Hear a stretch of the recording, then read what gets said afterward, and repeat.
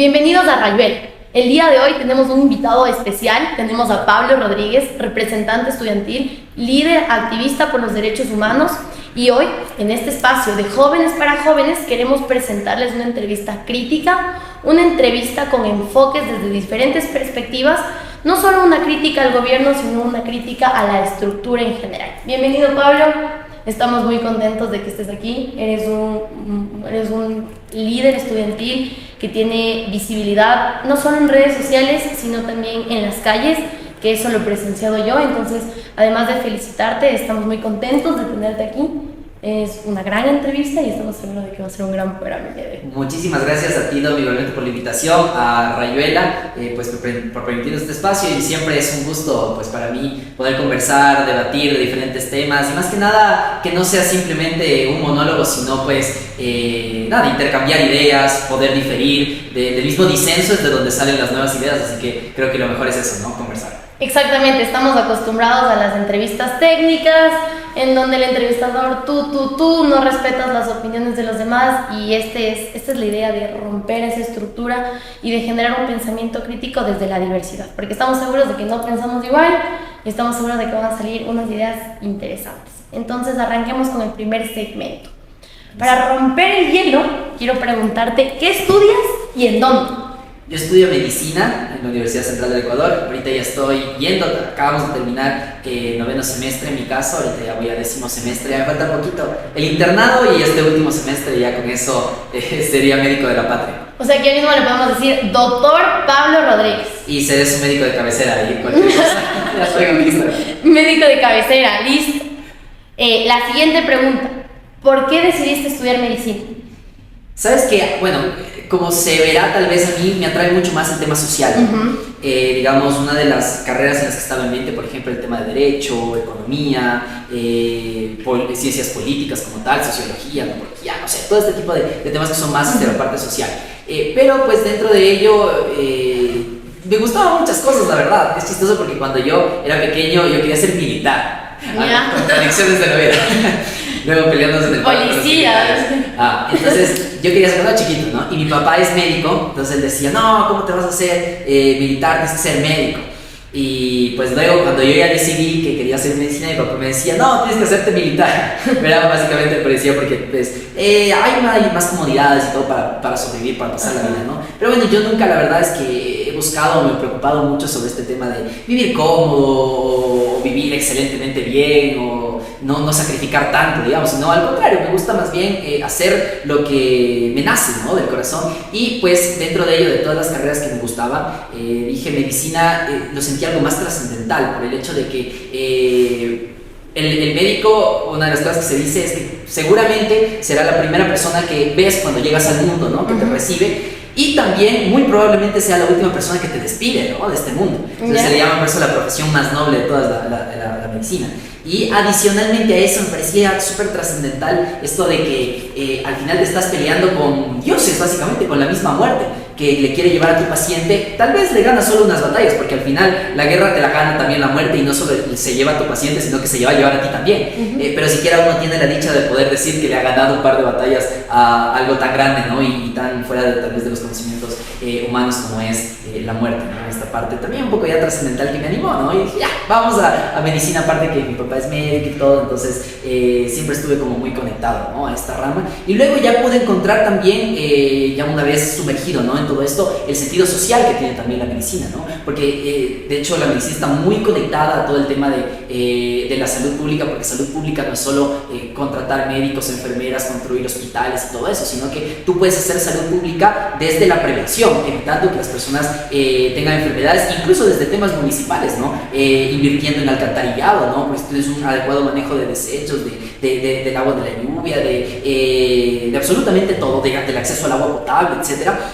Vas a tener personas más sanas, ¿no? Te disminuirás las cifras de gastroenteritis, por ende los niños podrán alimentarse de mejor manera. Entonces es un poquito más integral. Entonces dije, la medicina al final está abarcando absolutamente todo, y hay un libro muy interesante de eso que se llama Las determinantes ambientales y sociales de la salud, que es de la Organización Panamericana de la Salud, que habla muchísimo de esto, ¿no? Y habla como la gran ciencia política que es precisamente la salud pública. Entonces bueno, por ahí es lo que yo me animé pues a estudiar medicina, y dije, claro, las otras cosas que también me gustan puedo seguirlas haciendo haciendo desde el espacio, desde mis trincheras, ¿no? Ajá, es una locura porque todos hemos visto al muchacho de TikTok hablando en la asamblea, hemos visto los TikToks del joven debatiendo sobre el activismo social. Vamos a las redes sociales, médico Blasto, ¿y tú? ¿Por qué medicina? ¿Por qué el muchacho no estudia medicina, antropología, derecho, sociología? Es una locura, entonces por eso es la pregunta de ¿por qué medicina y no otras carreras, no? Y mucha gente pregunta eso, ¿sí? Y he visto igual algunos comentarios, ¿no? De algunas personas que dicen como, zapatero a tus zapatos. ¿Tienes de dónde la palabra? Porque... También vengo con comentarios súper lindos, ¿no? Pero digamos como comentarios tipo hate, ¿no? De que sí, zapatero a tus zapatos, que qué hace un médico hablando de eso, que necesita un abogado, un economista, no sé cuantito. Y pues yo digo, no, ni siquiera necesitas un título de tercer nivel y de cuarto nivel para opinar sobre las realidades que se está viviendo. A veces tenemos nosotros muy encasillado, ¿no? En la mente esto de la educación formal, ¿no? Y tenemos un respeto máximo por las personas que sí, que el PhD, que el postdoctorado, que el masterado, y hay muchas personas que ni siquiera, digamos, han accedido a esa educación superior, pero tienen educación no formal que incluso les hace ser más críticos y pues incluso dar mejores ideas que las personas que tienen, no sé, cuantitos masterados y doctorados y postdoctorados. Eso también es importante recalcar, que los jóvenes pueden opinar, porque en redes sociales hemos visto bastante el ataque en tus redes de que porque eres joven no puedes dar una opinión, un criterio bien formado, y que tu título y que zapatero a tus zapatos, eso hemos escuchado bastante, pero gracias a este comentario entendemos que el mundo no gira alrededor del adulto, el mundo no gira alrededor de la academia, el mundo gira en las bases sociales, el mundo gira alrededor del pueblo. Entonces, muy bien, muchas gracias. Vamos a la siguiente pregunta.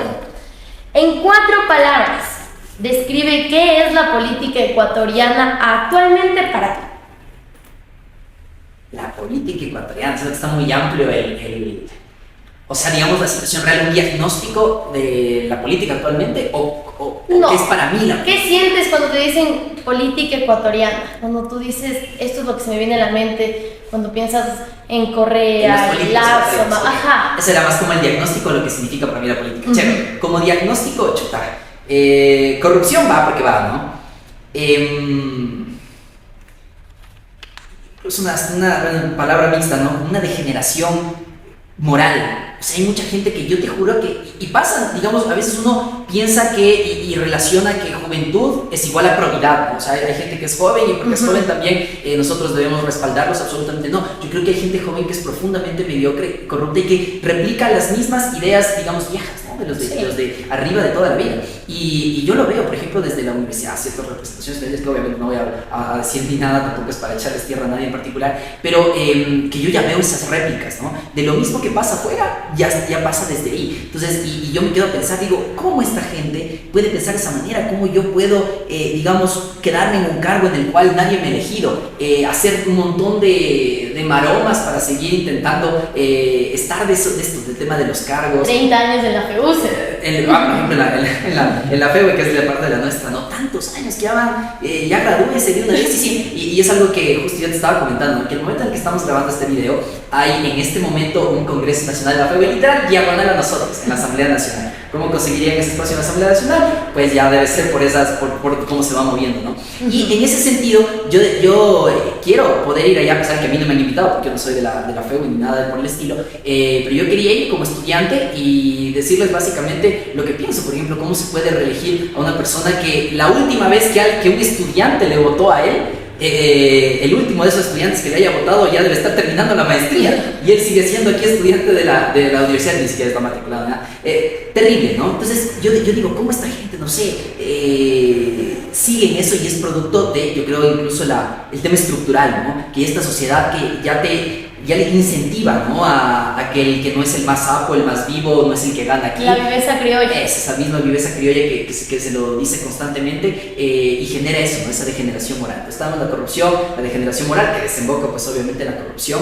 Yo creo que también está esto de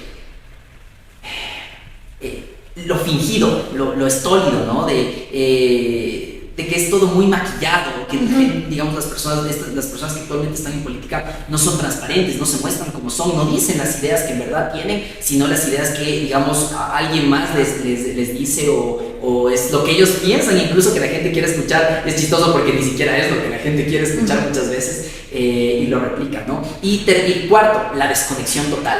de lo que pasa en la realidad actual del país, ¿no?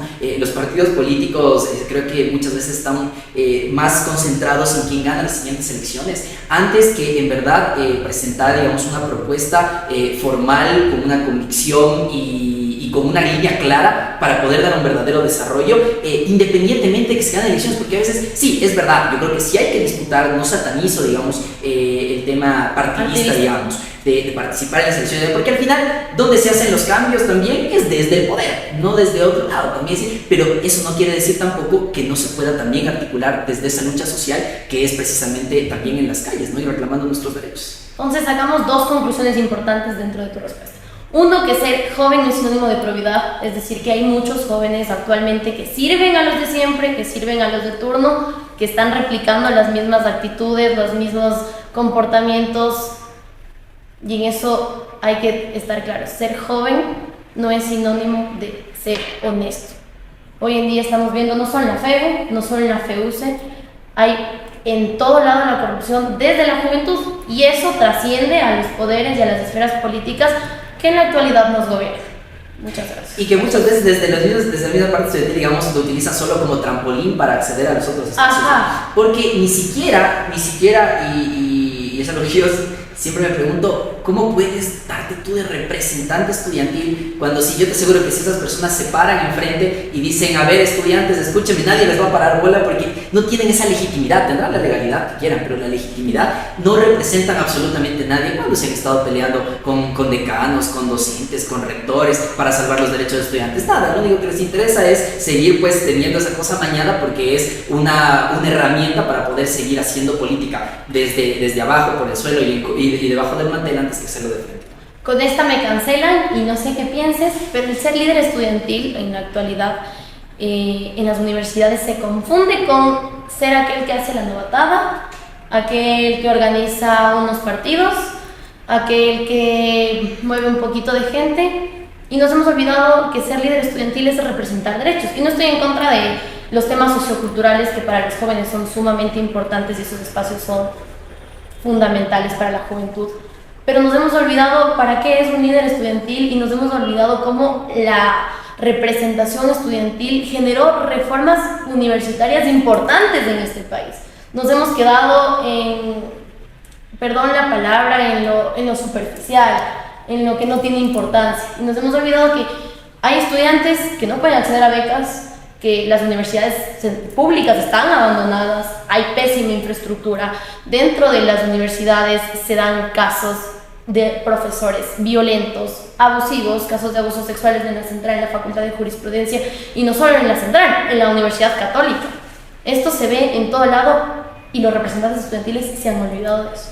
Entonces, comparto tus palabras y nos damos cuenta que hay mucha gente en representación estudiantil aprovechada del puesto, sirviéndose del puesto y no sirviendo a los estudiantes. Y de hecho, incluso en la parte privada es un poco más heavy por el que reciben financiamiento, digamos. Por ejemplo, acá digamos, en las universidades públicas no hay un financiamiento directo de los estudiantes. No hay, o sea, básicamente que alguien, digamos, pague, no sé cómo se llama, como suscripción o algo así en las universidades privadas, que tú pagas dentro de la afiliación, dentro de la matrícula y todo. Nosotros en las públicas no se recibe ni un centavo, a nadie le pagan, digamos, un sueldo ni nada por ser representante. Pero a pesar de eso, yo comparto lo que tú dices, ¿no? O sea, está bien hacerlo, tampoco vamos a satanizar que no se haga fiestas, que no se haga nada. Ok, está bien hacerlo porque es parte también, hasta para integrar a los estudiantes y todo, es parte de la juventud, ¿no? Y quienes, digamos, manejan el dinero para poder hacer eso, tienen esa capacidad de llegar a la gente para organizar eventos, son los que tienen las representaciones. Pero lo principal, y es lo que yo he dicho toda la vida y es por algo que me he peleado por esta vida y la otra, a mí me importa, y lo voy a decir, perdón, si puedo decir un poquito de malas palabras, chiquitas, a mí me importa un carajo que las autoridades no me aprueben luego prestarme su auditorio, prestarme su cancha, prestarme cualquier cosa que necesite yo para un evento. Si para que me aprueben tengo que quedarme callado cuando hay un caso de injusticia, de violencia. Yo creo que esas son las cosas que principalmente tenemos que encargar los representantes estudiantiles, de jamás permitir ser encubridores y más bien ser los que denunciemos primerito con nuestros mismos nombres, hasta para proteger la identidad también de los compañeros. Y eso es lo importante, se enoje quien se enoje. Y eso es lo que nosotros hemos tratado de hacer pues en los momentos en los que yo he sido pues representante estudiantil, digamos, en la ASO de medicina y eso. Y algo adicionalmente que te iba a decir es que creo que incluso es una obligación hasta moral, ¿no? De aquellas personas que tal vez tienen mejores condiciones, no sé si materiales o de todo tipo, porque hay un montón de cosas que te condicionan, ¿no? Para que tú puedas hacer, porque muchas veces se premia, ¿no? Ay, el que es de beca por excelencia académica, yo soy becario por excelencia académica. ¿Verdad?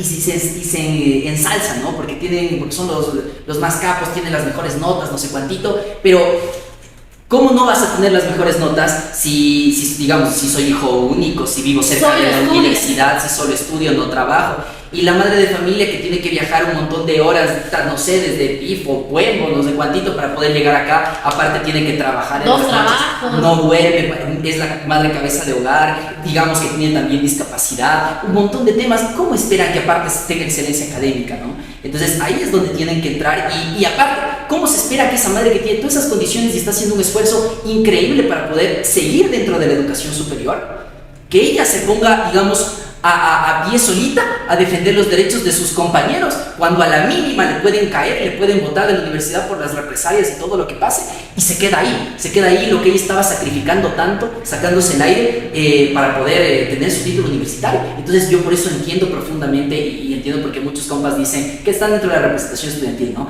Que dicen, ok, sí, es que nosotros nos sacamos el aire, pero yo no entiendo por qué tienen miedo si nosotros estamos ahí y todo. Y yo les digo, compa, sí, y digamos son compañeros nuestros que trabajan conmigo. Entonces yo les digo, compa, sí, o sea, yo sí entiendo por qué tienen miedo, porque si bien para nosotros esto es, digamos, una especie de, no sé, es por convicción, ¿no? Por hobby y todo, de ellos, por abrir la voz, tienen tanto miedo porque puede significar quedarse para nada, que todo su esfuerzo no haya valido la pena porque le van a botar de la universidad, que van a venir las represalias y todo lo demás. Entonces es bastante riesgoso para ellos y no se pueden dar el lujo de estar alzando la voz, y es por eso que nosotros tenemos que encargarnos de alzar la voz, porque ellos nos han dado la confianza, ¿no? En las urnas para que nosotros extendamos esta voz. Y lo que más te duele es que luchas, que peleas por tu puesto en la universidad, que peleas por tus derechos en la universidad y que esa universidad no te brinda educación de calidad, que esa universidad esté rodeando de profesores, como te dije, abusivos, violentos, machistas, que no hay autoridades que se preocupen ni por la más mínima infraestructura. Entonces,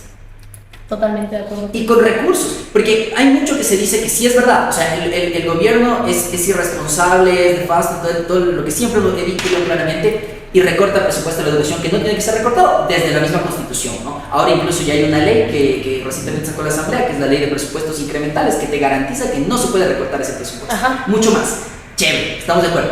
Pero también hay una negligencia terrible de las autoridades, por lo menos de las universidades públicas, ¿no? Porque ustedes, como en las universidades, digamos, privadas, ya funcionan de una manera distinta, ¿no? Por el hecho de que ellos sí tienen que de ley invertirle para crecer y todo, porque funcionan de esa manera. Pero en la nuestra hay un importismo, o sea, y tiene la cara, y yo lo digo abiertamente, así, no me interesa. Luego que me han sacado un sumario administrativo por expresar mis opiniones en redes sociales personales, pidiendo que me expulsen de la universidad. No lo lograron porque era una cosa absurda, les ganamos en ese juicio, pero y lo digo abiertamente, o sea, es por una negligencia y les mienten en la cara a los estudiantes. Les dicen, por ejemplo, en la universidad tenemos algo ya aprobado que son los interciclos. ¿Qué quiere decir? Es algo que realiza la Universidad San Francisco, que hace entre las vacaciones, hacen los cursos de verano, cursos de invierno, que tú, si te quedaste en una materia, puedes cursar esa materia en las vacaciones, sacas el aire, pasas y sigues como que nada ha pasado. Es una oportunidad.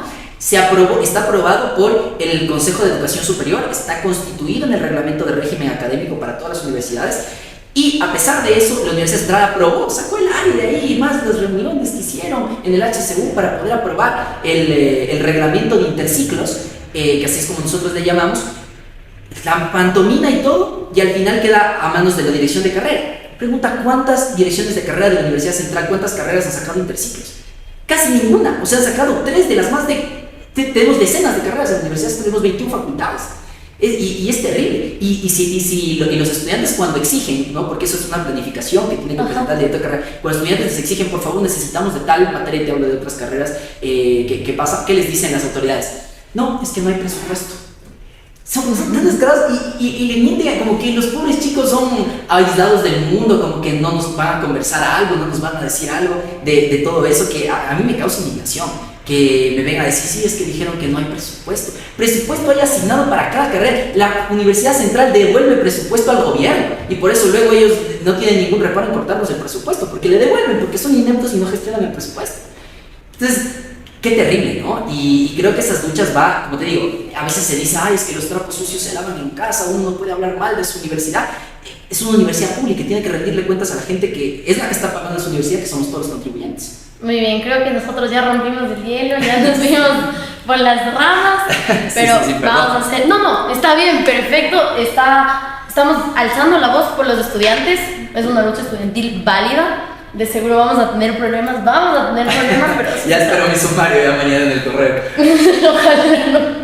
A ver, una pregunta más. ¿Cuál es el personaje histórico del Ecuador que más admiras y por qué?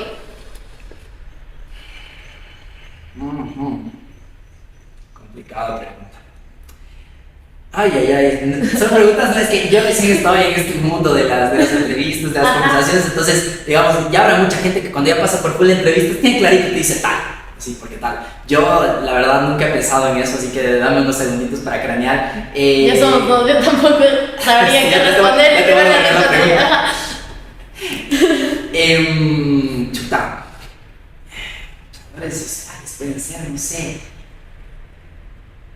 Por ahí te No puede quiero ir ser tan sonando básico, ¿no? Dolores Coacango, Sí, Dolores Cacuango, Tránsito Maguana. Manuel Agustín Aguirre. Manuel Agustín, sí, qué complicado elegir uno solo, ¿no? Por eso es que me vienen a la mente, digamos, más yo tiendo, me gustan más los luchadores sociales. Como te digo, no es que yo reniegue del tema partidario y de estar en el gobierno como tal, de la gente que está en el gobierno, todo, pero siento que esas luchas que no tienen el poder, que su poder son las calles, Se su poder es la legitima con gente, el pueblo. se legitima con la gente, yo esas son las que más valoran. Entonces por eso digo, es imposible para mí llegar, pero claro, yo me quedaría con luchadoras indígenas, Tránsito Maguana, Dolores Cacuango, puede ser por ahí, ya sé de quién, pero va a sonar muy, se llama Pío Jaramillo Alvarado. Ya. No sé si lo conozcan, él era uno de los primeros indigenistas ecuatorianos. Él escribió un libro que se llama El Indio Ecuatoriano. Y nada, a mí me parece un hombre genial. Él fue fiscal general del Estado, uno de los fiscales que acusó a los asesinos de Eloy Alfaro, que eran dentro de las cúpulas del gobierno, ¿no? Porque como todos sabemos, pues, Eloy Alfaro deja a Leonidas Plaza, luego Leonidas Plaza lo traiciona, ¿no? Y al final termina matándolo y todo eso, ¿no? Y él tiene la valentía, pues, de acusarles frontalmente cuando todavía eran gobierno, ¿no? Como fiscal general del Estado. Él fue uno de los presidentes también de la Casa de la Cultura. Y te digo, ¿por qué? Es lo que no quería decir él, pero es que sí lo admiro bastante, y es que él es mi bisabuelo. Entonces, por eso es que tal vez no quería decirlo, pero pues tengo un cariño, digamos, especial por Pío Jaramillo Alvarado, por todos los que ya también conversé, y también Eloy Alfaro, poniéndonos también un poco más gobiernistas. Ya, muy bien. Entonces ya saben, si algún día les preguntan quién es tu personaje histórico favorito, no recorran por favor la línea de presidentes y digan cuál fue el menos malo, sino que también es válido la lucha social, es la más válida. La lucha se legitima con los pueblos, se legitima en la calle. Entonces, esas personas que dieron su vida por la lucha, que estuvieron en el activismo social todo por lo largo de su vida, pueden ser nuestros representantes. Y el tuyo, ay, también no quiero olvidar Matilde Hidalgo de Palacio. De las primeras mujeres médicas, una de las primeras mujeres en ejercer el voto, una luchadora pero increíble. Ella también no me olvido. ¿Tú? Del Ecuador, la verdad, aunque suene muy cliché y toda la cosa, no es mi familia, pero Manuelita Sáenz, yo considero que Manuelita fue una mujer empoderada en una época sumamente machista, que fue una mujer luchadora, que dio lucha, que dio tenacidad por este país. Entonces ella no solo es la libertadora del libertador, es Manuela Sáenz, y así hay como reconocerla, no solo asumirla como Simón Bolívar y verla desde ahí, sino como la mujer luchadora que dio su vida por la independencia, Manuelita Sáenz. Sabes que justo me encanta Manuela Sáenz igual. Yo también nombraría a Eugenio Espejo, le agrego, sigo ampliando la lista de todos que voy acordando. Pero yo algo que recién escuché, no me acuerdo quién estábamos conversando la otra vez, pero es esto, ¿no? Que ya me acuerdo de dónde fue. Fue un evento que me habían invitado alguna vez en el Swiss Hotel, que fue un encuentro, algo de derecho. Yo no estudio derecho, pero ahí fui. Yo fui ahí a aprender.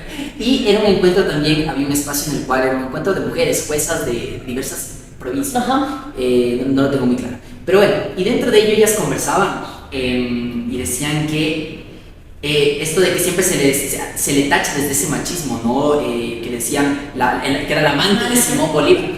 Y luego ellas decían, y luego yo también ya lo corroboré, no es que ella era la amante de Simón Bolívar era el amante de ella.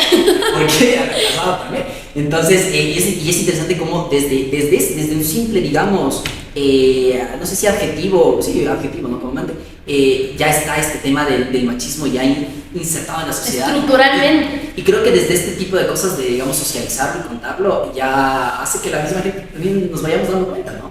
De estas cosas que a veces las tenemos interiorizadas y que no muchas veces están a todas luces. Ajá, y es interesante cómo esto no se replica, pasó en el pasado, hace muchísimos años, y se sigue replicando en la actualidad.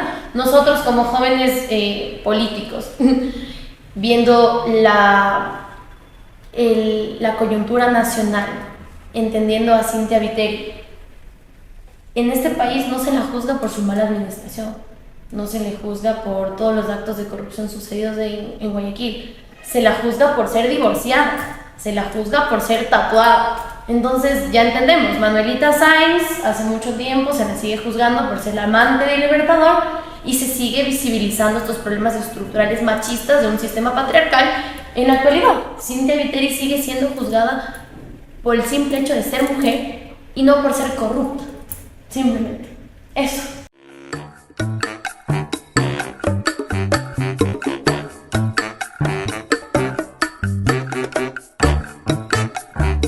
Volvemos nuevamente con nuestro invitado especial, Pablo Rodríguez. Ya rompimos el hielo bien roto. Ahora sí vamos con unas preguntas un poquito más de fondo. Yo a este muchacho lo conocí en el contexto del paro de octubre. Se me fue la fecha del paro. De junio del 2022, el pasado octubre. En las calles, como activista social defendiendo el paro. ¿Qué sacamos del paro? ¿Qué conclusiones sacamos del paro? ¿Cómo vemos este uso legítimo de la fuerza de parte de la policía? ¿Cómo entendemos el gobierno de Guillermo Lasso? Un poco de eso, coméntanos cuáles fueron las conclusiones que te dejó el paro. Una de las conclusiones principales es esto del tema y que a mí me encanta recaer en eso porque creo que le da el sentido a cómo tú te puedes cuestionar también si tu lucha está teniendo sentido o no está teniendo sentido, y es el tema de la legalidad y la legitimidad. Esas creo que son dos cosas sobre las cuales fluye todo, digamos, en el tema de representación, de lucha sobre una idea y todo lo demás. Entonces, yo creo que cómo piensa el poder una vez que llegan al poder, ¿no? En el caso, pues, por ejemplo, de Guillermo Lasso, es que por el simple hecho de que alguien y una mayoría, no muy grande, pero mayoría al fin, de ecuatorianos votaron por Guillermo Lasso para que sea presidente, él piensa que con esa primera legitimidad que le dieron, le dan la legitimidad absoluta para poder tomar todas las decisiones, y lo que dice él es lo que quiere el pueblo, ¿no? Y todo lo que vaya en cuestionamiento a ese criterio es golpista, quiere destruir el país, llevar al anarquismo, un montón de cosas que ya son todos los términos peyorativos con los cuales Guillermo Lasso siempre se refiere al tema de las protestas, y no solo Guillermo Lasso, o sea, esto es histórico de varios presidentes atrás, no de uno, no de dos, de toda la vida que han estado en este sentimiento de no comprender que la legitimidad se la gana cada día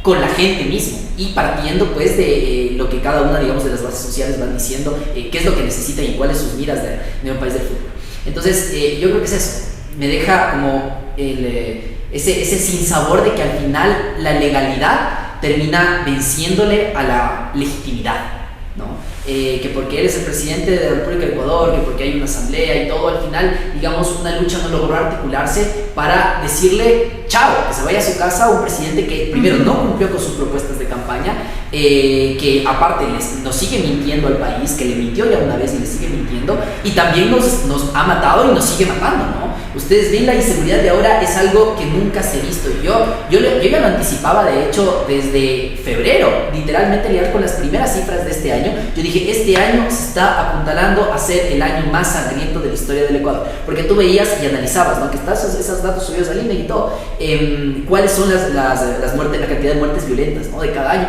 y ya a los 3-4 meses ya estaba sobrepasando todo el 2021, todo el 2020, y luego ya con los meses ya todo el 2021, entonces, y va a seguir a la alza, porque no ha habido ningún cambio en esa política pública, por más que en el paro también una de las cosas que nosotros estábamos exigiendo en las calles era también el tema de seguridad, ¿no? Porque nos siguen matando actualmente, y es lo que pasó recientemente igual con María Belén, y no solo María Belén, tantas personas que son víctimas, ¿no? De la delincuencia y de un Estado que no está respondiendo a sus ciudadanos. Entonces, esa es una de las cosas que me dejó el paro entender, cómo podemos más bien articular para que desde esa legitimidad que se tiene en las calles con la opinión de la gente, porque tú vas a la calle y la gente responde, digamos, y es muy parecido a lo que te dicen actualmente, digamos, las encuestas, que le dan un 17% de aprobación a Lazo. Es complicado encontrar a alguien que actualmente sí se defienda como lacista y que te diga, sí, yo voté por Lazo, ya vergüenza, ¿verdad? En ese momento era lo mejor decir. No, créeme que no. No, yo hasta ahora no he encontrado, ¿verdad? Yo les pregunto y me dicen no, sí, arrepentido. Y los que admiten dicen sí, arrepentidos. ¿Qué más había? Así saben decir bastante. Y te rompen también con el discurso que da Guillermo Lazo, que es un presidente legítimo, sí, fue elegido en las urnas, eso jamás se negará. Pero ¿por qué se eligió a Guillermo Lazo? Se eligió porque lo veíamos como un líder o alguien que tal vez tenía la capacidad para solucionar los problemas del país, o lo elegimos para romper con el correísmo. Entonces, todo el mundo, tú preguntas a alguien, ¿pero por qué votaste por Guillermo Lazo? Porque no quería que vuelva a correr. Entonces, también se rompe la legitimidad de Guillermo Lazo desde el primer día que estuvo en la presidencia. O sea, desde antes de llegar a la presidencia, su legitimidad ya estaba tambaleando. Nunca había puesto a pensar eso, me parece re interesante. Sí, es que, chuta, ahora tú preguntas, ¿por qué votaste por Lazo? Pues no quería que gane Arauz. No había otra. No es que yo veía a Guillermo Lazo, yo creo, 2023. No. Yo voté por Lazo para que Arauz no llegue al poder. Y no yo.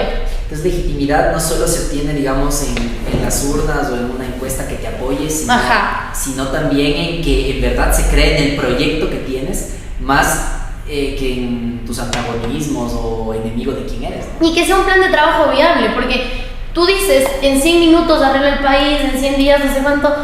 Es populismo puro y duro. O sea, tú dices, chota, ¿no? Te pones a pensar, en 100 minutos no arreglas nada. Me estás vendiendo humo, y nos vendió humo. Su plan de trabajo fue una venta de humo a los ecuatorianos brutal.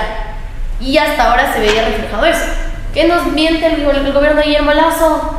Tenemos vacunados a casi toda la población. Y hasta ahí llegó el plan de gobierno de Guillermo Lazo. No se ven cambios estructurales, no se ve planes de políticas públicas en absolutamente nada. El sistema carcelario se nos está cayendo. Como pueden saber, la situación actual de las cárceles es preocupante, es agobiante, y la Secretaría de Derechos Humanos no reacciona. La policía en estos casos tampoco funciona.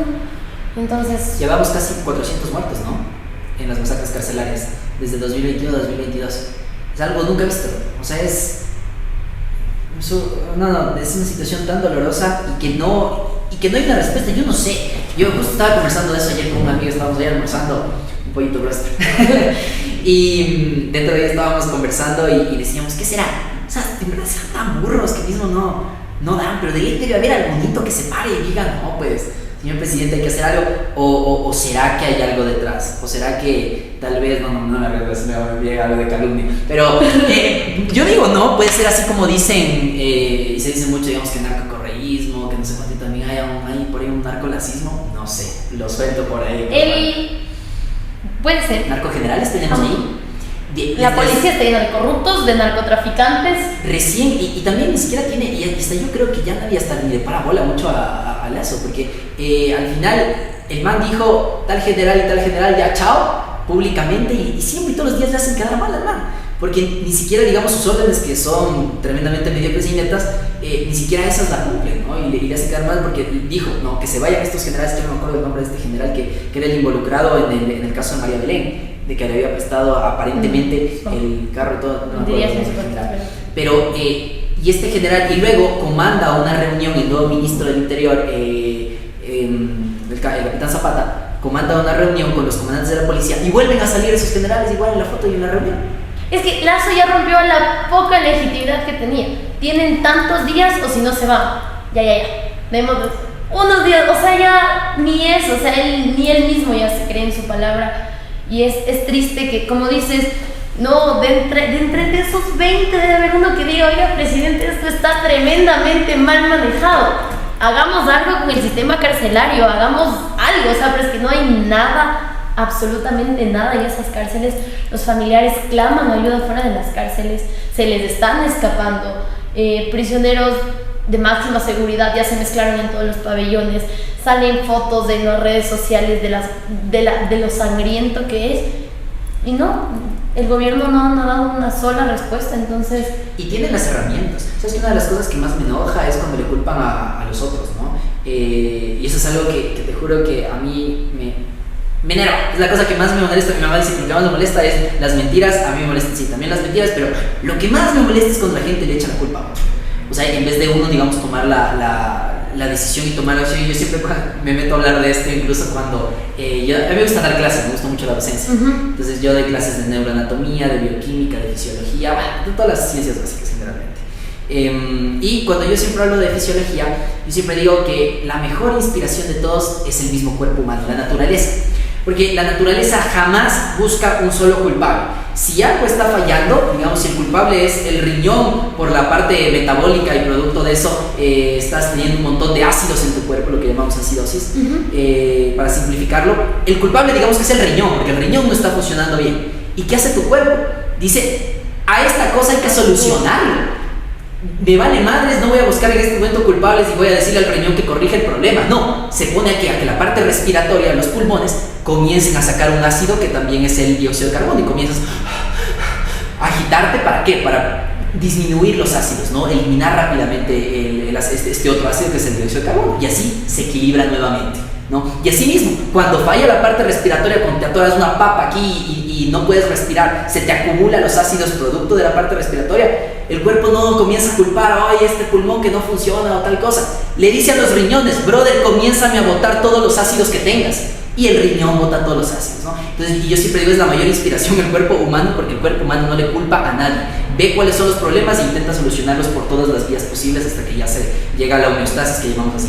Y es lo que más me enoja, ¿no? Cómo le culpan, y pasa, por ejemplo, con el combate a la delincuencia. Es que la Asamblea Nacional no le aprueba la ley del uso legítimo de la fuerza. Le aprueban una ley de uso legítimo de la fuerza que no solo que dentro de ello, dentro de las cosas que iban también contra la represión de los manifestantes, que era más orientada hacia eso, más que a las otras cosas. No había nada más, porque ya existía una ley de uso progresivo de la fuerza, pero como ya le ponen en el freno, y es esto, ¿no? Que a veces los medios de comunicación hegemónicos son los que imponen agendas que no son las más técnicas, ¿no? Sino las que responden a sus intereses o a los intereses políticos externos, y le venden a la gente, y al final ya la gente termina clamando lo que el medio de comunicación está pidiendo.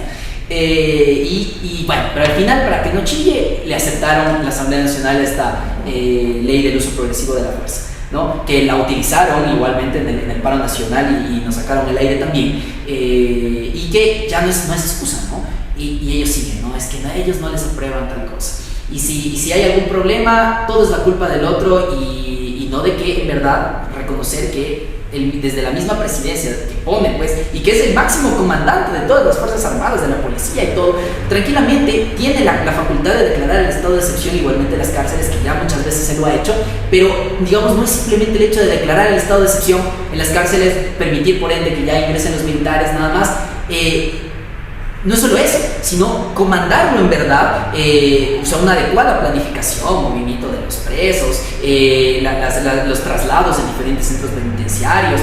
Yo creo que dentro de ello también los castigos, si bien yo también soy muy respetuoso de los derechos humanos, digamos, me parece cuestionable hasta cierto punto lo que hice, una pregunta que siempre recibo cuando hago mis TikTok lives, que lo hago generalmente todos los jueves, de Nayib Bukele, ¿no? Él lo que hace, él tiene una postura de centro derecha, ¿no? Básicamente.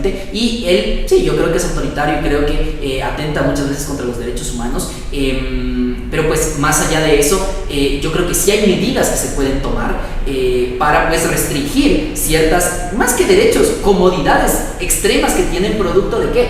De que tienen estas relaciones con, como te digo, narcogenerales, con los ¿cómo se llaman? que están en los guías penitenciarios y todo lo demás, ¿no? Entonces no hay en verdad una política ya firme de entrar a limpiar absolutamente todo y no simplemente decretar esta excepción para que piense la gente que estamos haciendo algo y mientras tanto se siguen matando adentro mientras los policías están con miedo de entrar afuera. Se siguen matando dentro de las cárceles, se siguen matando afuera, en todo el Ecuador está pasando esto, y se siguen matando en las manifestaciones. ¿Y quiénes son? Los policías, son los mismos, aquellos que no hacen nada por la seguridad nacional, son aquellos que no responden al sistema carcelario, son los mismos narcogenerales que mencionas. Entonces también aquí de esta respuesta sale, la Policía Nacional está en crisis, aparte de una profunda crisis de legitimidad de parte del pueblo ecuatoriano.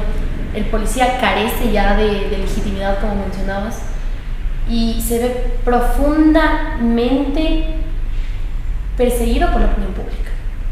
Y nos mencionan que por eso no pueden realizar su trabajo. Eso pasó en la marcha del 1 de octubre, en la marcha feminista, en donde se clamó justicia por todas las desaparecidas, no únicamente por María Belén Bernal, sino también por Ibis, por Cristina, por miles de mujeres que están desaparecidas. ¿Y qué pasa en Twitter? Los policías nacionales, las violentas de las feministas están rayando. O sea, ya da hasta vergüenza entrar a Twitter y ver, o sea, yo te rayé una pared, te rayaron la calle que vas a limpiar y estoy segura que vas a limpiar, pero ¿y las muertas, las desaparecidas, quién nos las regresa? ¿Quién está haciendo algo por recuperar a Cáceres si aquellos que estaban buscando a Cáceres estaban borrachos? O sea, la Policía Nacional ya está en un profundo fracaso. Sí vi ese tweet y chuta, o sea, fue una mezcla entre risa e indignación, porque, o sea, de risa de que es caro, o sea, es como que, te juro, a mí no logro conectar los cables para poder entender qué piensa esa gente cuando pones. ¿Sabes que toda la gente está a punto de quemarte, ve? Puta, estás viendo la policía, creo que es la intendencia de policía. La comandancia. La comandancia, que te sacan el aire, o sea. Que te lanzan huevos. Que te odio, o sea, que vos me puedes estar ahí cuidando como policía y me acuerdo de eso y se enoja la gente. Y sales poniendo protesta con respeto a todas las demás cosas que no tienen que pagar, me parece algo terrible. Entonces de ahí hay falta de criterio absoluto, ¿no? Y por eso yo sí creo que tiene que refundarse en todos esos espacios. Ajá, y eso es un problema estructural ecuatoriano, porque como tú dices, en las cárceles se están matando. ¿Y qué dicen los ecuatorianos? Que se maten, que se maten, allá están los locos, los delincuentes, los salvajes, los asesinos, que se maten. ¿Y qué pasa con el Estado de Derecho? ¿Qué pasa con la protección estatal a las personas privadas de la libertad? Ese es el problema del ecuatoriano, que el ecuatoriano ha opinado todo este tiempo, dándole la razón tal vez al Estado para que siga cometiendo sus actos ilegítimos, que se sigan matando. El ecuatoriano está complacido de que allá adentro se estén matando entre los asesinos, entre los ladrones, que afuera no pasa nada, que afuera absolutamente nada y ya. O que las feministas rayan paredes, y ese es el problema. Una feminista loca, ese es el problema. No, el problema no es la policía, el problema no son los narcogenerales, el problema no es el gobierno, el abandono estatal. El problema somos las feministas que salimos a rayar el 1 de octubre. Y sabes que yo creo que los culpables de que haya ese pensamiento es el mismo gobierno que ha desatendido. O sea, yo, digamos, no me puedo jamás poner de ese lado decir eso, ¿no? Que se maten todos en las cárceles, porque, digamos, entiendo el tema de los derechos humanos, entiendo que la dignidad humana es intrínseca independientemente de lo que hayan hecho tales personas, por más reprochables que sean sus actos, pero también entiendo, digamos, la indignación de la gente. O sea, porque la gente y todos los seres humanos, porque también soy ser humano, somos muy pasionales, muy emocionales antes que racionales, ¿no? Y me incluyo, como te digo. Entonces, también tengo, digamos, empatía en el sentido de entenderle a la gente, digamos, que tú estás todo tranquilo de la vida y de repente no llega tu hija a la casa, le mataron. Tú estás buscando por todo lado, nadie te para bola. A los 4 días recién se comienzan a poner las pibas para que busquen, luego ahí todo el mundo dándose las vueltas, nunca le encuentran al asesino. Si le encuentran al asesino luego sale libre, o muchos casos de violación que suceden, ¿no? Que no hay suficientes pruebas, no sé cuántito, y salen todos los violadores seguramente a volver a perpetuar ese tipo de actos. Entonces la misma desatención del gobierno es la que genera que la gente se sienta completamente abandonada, y frente a eso dice, ok, si los presos se están matando entre ellos, pues nos están haciendo un favor a todos. ¿no? Entonces yo creo que para corregir todo eso, creo que primero se necesita una atención del Estado antes que, digamos, recriminarle a la gente por esa manera de pensar que sale también desde el dolor, ¿no? Y desde su indignación. Para concluir, porque nos despapallamos, quiero decirte unas palabras y tú me dices qué es lo primero que se te viene a la mente. Jamás, está difícil, a ver, vamos a ver. Ay, que tú eres la primera vez que me hacen eso. Guillermo Lazo. Decadencia. Encuentro. Pendejo. Como el gobierno del encuentro. Me quedé con lo tuyo, con las cámaras. Estudiantes. Lucha. Esperanza. No se pierde. Asamblea Nacional.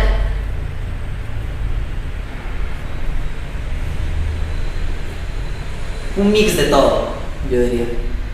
Hay cosas tan desagradables y a la vez hay gente que sí se la está fajando, pero hay gente igualmente desagradable. Paro Nacional.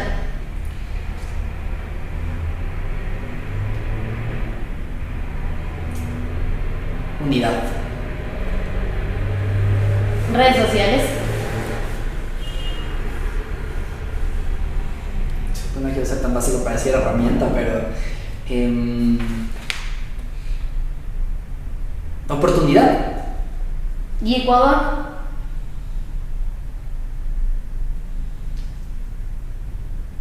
Futuro. Yo le veo mucho futuro a Ecuador. Tiene todo para tener un futuro, pero maravilloso. Sabía que ibas a responder eso. Sí.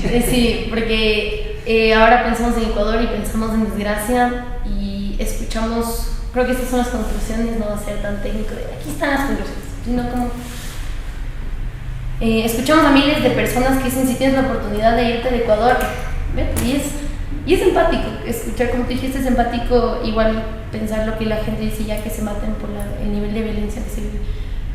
Pero vamos a dejar vacío el país, se nos están yendo, ¿cómo se dice? Fuga de cerebros. De este país todos queremos salir corriendo, ya todos piensan que la esperanza en este país se perdió. Pero cuando te veo, escucho, no sé si has escuchado la canción de Me gustan los estudiantes de Mercedes Sosa. Sí. Y cuando me veo a mí también digo eso. No dejamos que nos vendan harina, no nos dejamos que nos vendan humo. Estamos buscando ser disruptivos, estás usando las herramientas de las redes sociales, como dijiste que es una herramienta, una oportunidad para alzar tu voz. Estás visibilizando una lucha totalmente válida y estás dando voz a miles de ecuatorianos, y estás dando la voz a miles de estudiantes que quisiéramos decir y pararnos en la asamblea y decir, hagan. Todos el video de él es lo que más se viralizó en el contexto del paro. Y es lo que todos quisimos decir, hagan algo. Y hoy les pedimos, así como en la imagen de abajo de Plutarco Naranjo, señor presidente, vengo a pedir que renuncie. Señor presidente, haga algo. Posiblemente vea, posiblemente no, posiblemente si viene y dice, pero lo que podemos pedir es que hagan algo, que se pongan las pilas, que nos molestaron 10 años en campaña política gastando fondos de recursos públicos. Ya estás en el poder, ya estás consolidado, legitimado como presidente. Lo único que toca hacer es responder, aunque sea una necesidad de una persona, porque parece que nos están haciendo un favor, ¿no? De, por favor, te pido que me ayudes con salud, aunque sea. Entonces, eso, o sea, te agradezco por ser la voz de miles de estudiantes. Estoy segura de que eso quisieran decirte muchas personas, decirte gracias, porque te paraste y no estás teniendo miedo. Entendemos del contexto también en el que estás viviendo todas estas amenazas. Al fin y al cabo no sabemos si es una amenaza, es una estafa, pero no has parado. Y cuando te invité a esta entrevista dije, tengo miedo de que me diga que no, porque tal vez ya le dio miedo. Y te doy gracias de que sigas con tu lucha y sin miedo. Bueno, tal vez con miedo, sí, porque es muy probable que tengas miedo. No digas, o sea, no lo digas a las cámaras como, oye, tengo miedo, porque puedes estar teniendo miedo. Porque no sé si has visto ese meme de Bart, de cómo terminan los activistas, los líderes estudiantiles, los buenos presidentes, terminan en un hoyo. Y alzar nuestra voz ahora da miedo, da pena, da tristeza, pero es lo que hay. Y es nuestra única herramienta para ser disruptivos. Entonces te agradezco, en verdad eres la voz de muchas personas, de muchos estudiantes, y estamos seguros de que ese miedo que sientes ahora no te va a frenar. y que aplaudimos todo tu trabajo. Eso creo que hemos concluido. ¿Quieres decir las últimas palabras? Muchísimas gracias, Noé, por todas tus palabras. Nada, igual me da nostalgia, como todas. Yo soy una persona muy, muy sentimental, la verdad. O sea, yo no tengo miedo de llorar, pero ahorita ya se me quitan las ganas. Pero generalmente yo nunca he tenido miedo de expresar todo lo que siento. Que sí me llena de nostalgia, a la vez de alegría, y me hace entender que tiene sentido lo que se está haciendo, ¿no? O sea, como que una sola persona se haya inspirado con todo eso, que se anime a levantar la voz, porque yo creo que sí, se exige al gobierno un montón, pero otra de las cosas que si yo quisiera también con todo esto es eso, que la gente también se anime a ponerse ese miedo a la espalda, pero igualmente ir adelante y decir las cosas como son y decirlas frontalmente, porque ella no será solo el Pablo que está ahí gritando como loquito, u otras personas que tienen una gran capacidad igual y lo están haciendo en cada uno de sus espacios, sino mientras más personas seamos, va a hacer que se escuche mucho más esa voz, ¿no? Que solo sea uno. Entonces ese es uno de mis objetivos, digamos, de vida, ¿no? Hacer que cada vez sean muchas más las personas que dejen ese miedo, que les guste decir las cosas como son, y que también aceptemos, ¿no? Lo que digan los demás. Me gusta también este tema de la autocrítica, que creo que es importante, porque a veces uno piensa que uno tiene la razón absoluta, ¿no? Y porque uno se encasilla tal vez, y nos ha pasado, es un sentimiento humano, me ha pasado a mí también, y dentro de ello los momentos en los cuales uno puede darse cuenta que tal vez está equivocado es aprender a escuchar al otro, a la otra. Sí, sentarse en verdad con una predisposición a aprender, a saber qué tiene la persona que aportarme y no simplemente a pensar lo que yo voy a decir luego. No sé si yo antes también funcionaba así como funcionamos la mayoría de seres humanos, ¿no? Que digamos a ti te invitan a algo y uno pasa toda la previa a que te llamen al escenario, vas ahorita no te decir esto, no te olvidarás de esto, ahí nerviosito pensando en lo que vas a decir, y si me dicen esto y nunca escuchaste nada de lo que dijo la persona que estuvo antes de ti, que seguramente era un buen aporte para tu vida y te permitía luego en un futuro poder construir algo más grande que abarque a todos y a todas, ¿no? Y no solo al sector tal vez que estás representando. Entonces yo creo que esos son como los llamados principales, ¿no? A levantarnos y a escucharnos, ¿no? Entre todos y todas esas necesidades, ser empáticos, ¿no? En lo que vive la gente. Tal vez no todos estamos pasando por eso, pero no porque no es nuestra realidad tenemos que girar la cabeza a otro lado, sino más bien enfrentarlo. Y respondiendo igual lo del tema de lo del miedo y todo, es que bueno, al inicio me daba miedo, pero ya creo que no sé qué me ha pasado, que ya estoy un poquito que no me da miedo, así ya. Y la verdad es que al final, a ver, dicen, como tú dices lo que dice el Bart, de que es verdad que terminan todos en un hoyo, ¿no? Pero al final todos vamos a terminar en un hoyo. Sí, tal vez si te meten preso, así como León Febres Cordero, cualquiera de ellos, y luego te desaparecen y te estarán buscando en el llambo. Dolorosa situación, ¿no? Qué terrible. Pero al final tiene un sentido lo que se hizo, ¿no? O sea, hay un sentido para esa vida, para lo que estás diciendo, ¿no? Para lo que estás haciendo. Y más que nada yo siento que a mí me llena ser feliz conmigo mismo. O sea, yo te juro que cuando yo me guardo algo que quiero decir y lo digo, no, porque qué vergüenza, porque luego lo que me van a sacar, lo que tal cosa, no me siento yo, me siento incompleto. Y es algo que me pasó, por ejemplo, en la asamblea, porque me dijeron, ¿sabes qué, Pablo? ¿Quieres terminar en la asamblea? Hay un espacio para un estudiante y hemos decidido que seas tú, porque han venido algunos perfiles que no hemos recibido de representantes estudiantiles. Y yo, bueno, ok, ya para mañana a esta hora tal, chévere, voy. Y me dijeron, yo le pregunté, ¿y cuántos minutos más o menos tendré? Me dicen, como unos 10 minutos. Yo, chévere, preparé ya todo mi discurso más o menos para 8 minutos. Listo, le repasé unas 2 veces porque igual estaba en las brigadas médicas, entonces no tuve chance de repasarle ni nada. Ahí voy, allá me siento, ya esperando ahí en la parte de atrás, si necesitaba asamblea, pero en la parte de atrás hay un escenariocito y atrás, adelante es el pleno, ¿no? Chuta, y luego ya vas a decir, tú eres Pablo Rodríguez, ya verás, te toca ya, interviene una persona más y de ahí te toca a ti. Tienes 3 minutos. Y yo, qué mierda, se va de lo mejor decir nada. Y yo en ese momento cojo, chuta, porque tenía mis ideas en mi papel, ¿no? Comienzo a tachar cosas, ¿no? Chuta, esto, y yo ahí debatiendo, no, por si quiero decir esto, pero ya nada, sí, voy tachando cosas que dije, ya nada, voy tachando. Y luego, yo cuando estoy allá, ya frente al pleno, y pasó en milésimas de segundos, o sea, no sé cómo la mente funciona tan rápido en esos momentos, ¿no? Yo estaba ya ahí parado, creo que se ve si le prestan atención, que me quedo un ratito, un segundo así, porque digo, a ver, comienzo a leerla. A mí no soy muy protocolario, a mí no me gusta estar saludando, señor presidente de la Asamblea, no sé cuánto. Tampoco. Es tan desagradable. Sí. Y todo el mundo te repite lo mismo. Ajá, ya te saludaron 50 veces, ya, o sea, ya sigue. No, a mí no me gusta saludar. No me gusta saludar para normal. Y entonces luego que termino como una bienvenida inicial, más que nada, eso sí me gusta saludar a la gente, o sea, a los estudiantes. Yo de hecho, algo que me saben criticar un montón, pero que vaya por las ramas, pero se va viendo esas cosas. Me saben criticar un montón las autoridades, que yo a ellos les saludo, o sea, no les nombro primero, porque generalmente tu nombre es señor Fernando Ceparte, rector de la Universidad Central, los más grandes al inicio, llamémoslo así, ¿no? Pero para mí las más grandes personas son aquellos que me confiaron y a quien yo les debo mi representación y a quien yo les rindo cuentas. Entonces yo siempre y los más importantes de todos los estudiantes, ¿no? Y bueno, entonces termino yo de esa parte y digo, a ver, Pablo, ya estás acá al frente, te vas a sentir, porque ya vi la primera tachada, te vas a sentir del asco, como siempre te sabes sentir si en algún momento no dices lo que quieres decir. Entonces, al final se va a ver mal que se acerquen a ti y te digan, vea, ya, váyase, se va a sentir como que me están callando. Entonces dije, ya. me vale, me voy a mandar mis 8 minutos. Y me mandé mis 8 minutos. Pero me sentí feliz porque no me faltó ni una palabra de las que quería decir. Y nada, cero arrepentimiento. Perfecto todo lo que quería yo decir. Y luego a los siguientes, sí, a los pobrecitos de los otros ya les dijeron, por favor, recuerda que tiene 3 minutos el tiempo. Pero a mí por suerte no me interrumpieron. Entonces, eso, ¿no? Y a mí, a lo que yo quería ir con esto es que yo me siento feliz, no podría vivir de otra manera.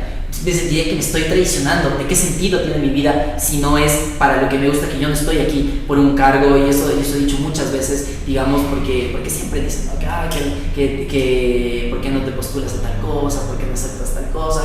Y yo le he dicho que primero no me siento preparado, porque creo que el primer acto de corrupción es postular para un cargo para el cual no estás preparado. Segundo punto, que estoy muy joven. Y tercer punto, que es básicamente eso. Yo no tengo aspiraciones, digamos, de cargo, sino que a mí me gusta la lucha, me gusta estar en la parte social. Entiendo, como te digo, la necesidad y lo que he pensado que es necesario para estar, pero no es el momento incluso de eso, y mucha gente cae en esas cosas, ¿no? Y he pasado con un tanto de representantes, entonces yo siempre señalando para allá queda la asamblea, personas que se están viendo, y siento que eso deslegitima todo eso, ¿no?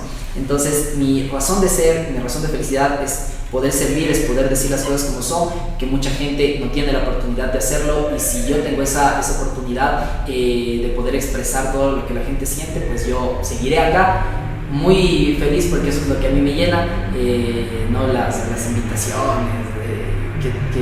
muy protocolarias y todo eso, sino básicamente estar con la gente.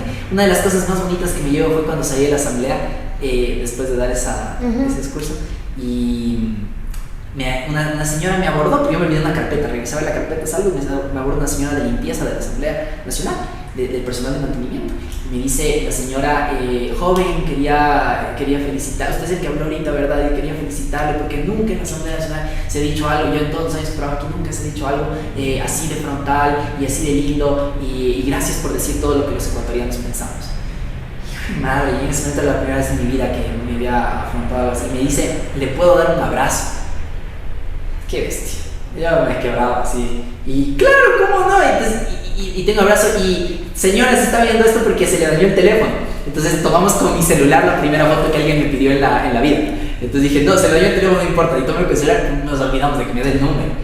Entonces ya por el cosas del momento, así que señora, escribirá, no sé, a Instagram, dígame quién es ahí, si tal vez lo ve esto, para poderle mandar esa fotito, y la tengo ahí guardada y atesorada, y me dijo que siga pues en ese camino. Y yo con todo gusto, mientras pueda, y no solo mientras tenga la energía, porque voy a seguir dándolo todo pues por estar acá. Para mí es un gusto, y de nuevo el agradecimiento a Rayuela, a ti, ¿no? Yo igual te he hecho tus flores, porque yo también creo que eres muy crack, me encantó, porque nos conocimos ya, digamos, en el plano ya muy activista, en el tema del CNE, que hubo un encuentro ahí de Jóvenes por Democracia, y me gusta igual esta gente que es disruptiva, como tú mismo dijiste, y creo que tú también eres súper disruptiva, y me encanta que se digan las cosas tan frontales como tú lo expresaste en esos espacios, ¿no? De la lucha de las mujeres, desde el feminismo, que yo siempre respaldaré. Yo no me puedo considerar, digamos, como tal feminista, porque yo soy hombre, ¿no? Y esa es una lucha de la cual yo no me puedo abanderar, pero por mi parte y en todo lo que yo pueda ayudar, siempre mis manos van a estar súper extendidas en todo el apoyo en lo que se necesite desde nuestros espacios en los que sí, tal vez yo puedo representar como tal. Así que eso, mi novio, igualmente. Que gracias y chévere de pasar todo este momento acá. Los dos, digamos, ¿qué le diríamos si ahí estuviera Guillermo Lazo? Y terminemos con eso. Ya, dame una pregunta para pensar. Yo empiezo, ¿te parece? A ver. Para que tú me sigas, tú continúes con esto. Vale. Ojalá esto se viralice, ojalá llegue a los oídos de Guillermo Lazo. Ojalá. Bien. Pero te pedimos, Guillermo, que hoy trabajes por el pueblo. Te pedimos que esa fuck empathy que un día dijeron por ahí en el paro nacional no haya llegado tanto a tu corazón. Te pedimos que en los hospitales, que en las cárceles, que fuera de las cárceles, que en todo el Ecuador hay personas que están sufriendo.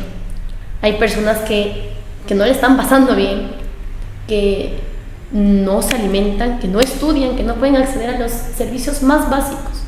Hoy te pedimos que ya estás en el poder, estás legitimado como presidente, pero te pedimos que luches por el pueblo al que representas. Pedimos que, a pesar de todos los problemas que están existiendo y que no te culpabilizamos porque en el poder nadie tiene la culpa sino la responsabilidad, hoy tienes la responsabilidad de trabajar por el pueblo y te pedimos que lo hagas con conciencia, con empatía, y que estos 10 años que peleaste por ser presidente los sudes en estos momentos. Que actúes por el sistema carcelario, que actúes por los hospitales, que actúes por las universidades, que actúes por los jóvenes, que actúes por los niños, que actúes por las madres, que actúes por los hombres, que actúes por los campesinos. No actúes por la banca. Te lo pedimos desde el corazón del pueblo. Yo pido tu renuncia. Pero adicionalmente a eso. Son contrapartes, ¿no? O sea, yo te pido que trabajes, él te pide que renuncies. Sí, porque creo que no has demostrado absolutamente ninguna capacidad para el cargo. Me sumo a lo que ya le dijo, hombre, qué doloroso, ¿no? Que se haya trabajado tantos años como tú, porque eso es innegable que has trabajado para poder llegar al cargo en el cual estás. Y perdón que tutee, pero bueno, y no has rendido, o sea, no das la talla para ese cargo. Pero a pesar de eso, ya estás, se ha perdido, digamos, alguna oportunidad para poder de una manera, porque el mismo CNE lo ha negado. Ojalá que se pueda reivindicar y en las mismas urnas te podamos decir que ya no te queremos para este cargo y que no te renovamos el contrato. Pero adicionalmente a eso, si es que ya no se da, quisiera decirte una pequeña anécdota, contarte más bien, que yo había vivido en algún momento. Cuando yo en el 2019 fui a votar, yo voté en el Cardenal Spellman en ese momento,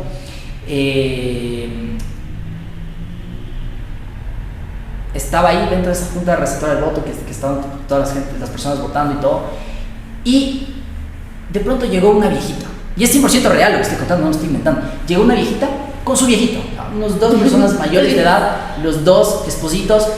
El pobre señor ya no podía casi caminar. Iba con su bastón poco a poco, la otra viejita en cambio no podía ver bien, ¿sí? Y ellos acudieron a ejercer ese deber y derecho cívico que era el tema del voto.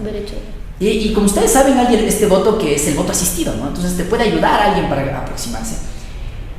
Y yo me quedé viendo, o sea, no podía irme porque me pareció tan singular esto, que eran dos viejitos que tenían todas las condiciones para no votar, para quedarse en su casa y no hacer absolutamente nada más que eso, no vincularse, digamos, con el futuro del país.